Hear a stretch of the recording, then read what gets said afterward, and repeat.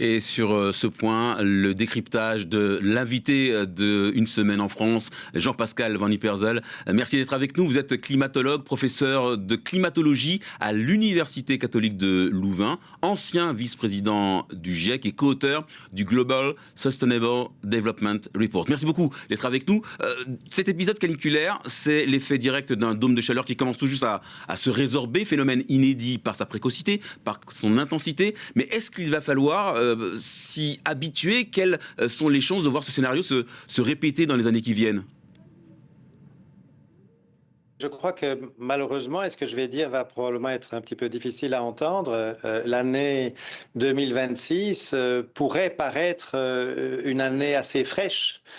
Même pour ce qui concerne le mois de mai, d'ici 10 ou 20 ans. Dans la suite du siècle, nous nous dirigeons, si on continue à émettre les quantités de gaz à effet de serre que l'on émet aujourd'hui dans le monde, nous nous dirigeons vers des températures encore supérieures avec une multiplication, une intensification malheureusement des vagues de chaleur comme celles que nous connaissons maintenant. Donc, il faut absolument se préparer, d'une part se préparer davantage à ces périodes de chaleur extrême et d'autre part redoubler les efforts pour diminuer les émissions de CO2 et d'autres gaz à effet de serre pour empêcher que la Terre devienne de plus en plus inhabitable. Alors justement, quels seraient les moyens de casser la mécanique de ce réchauffement? Est-ce qu'il est encore temps de casser, d'enrayer justement cette surchauffe?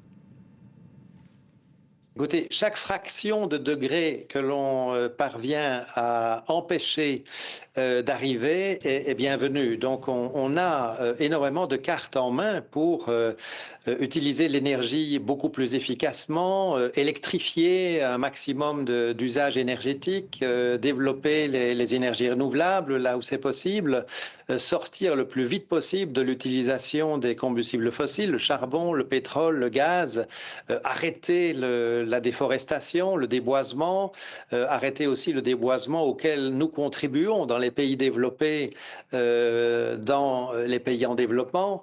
Et donc, il y a énormément de choses que l'on peut faire pour arrêter ce réchauffement et le stabiliser au niveau le plus bas possible. Jean-Pascal Van Ypersel, est-ce que cet épisode, c'est un signe annonciateur de ce qu'on pourrait vivre cet été? Alors, il faut faire attention parce qu'on n'a pas forcément un lien étroit entre ce qui se passe au mois de mai et de ce qui se passe ensuite au mois de juillet, au mois d'août, l'été de l'hémisphère nord.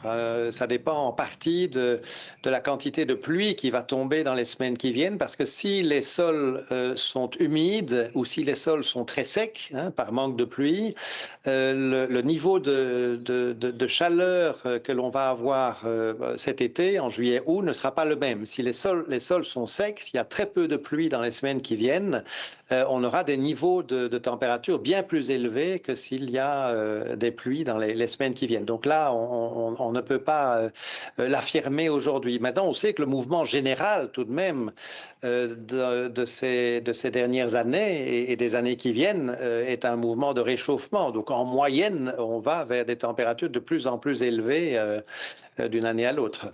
On parle beaucoup du principe de l'adaptation climatique. D'ailleurs, la France avait adopté un plan l'année dernière pour aller dans ce sens-là. Comment est-ce que vous jugez l'action des pouvoirs publics de ce point de vue?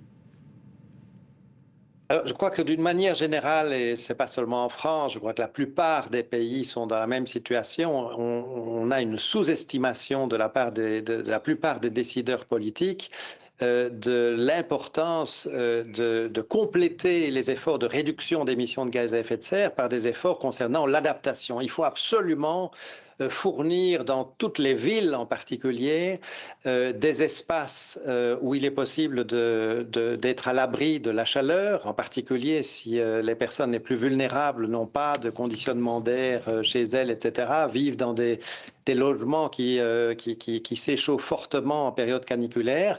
Et donc, ces infrastructures-là, elles sont manquantes dans la plupart des villes, dans la plupart des pays. De même, la végétalisation, le nombre d'arbres dans les villes devrait augmenter. On sait bien que quand il y a de la végétation, il y a de l'ombre, il y a de l'humidité qui circule, il y a de l'eau qui s'évapore, ça contribue à avoir une ambiance thermique qui est moins difficile à supporter. Et donc, il y a beaucoup à faire dans ce domaine-là. Alors, à l'occasion de cette vague de chaleur, on a assisté à des vagues de critiques à l'encontre des climatologues, des présentateurs météo ont même subi des attaques en masse sur les réseaux sociaux. On a vu des animateurs, des journalistes remettre en cause le caractère inédit de cet épisode caniculaire. Quel est votre regard sur cette tendance au climato-scepticisme ?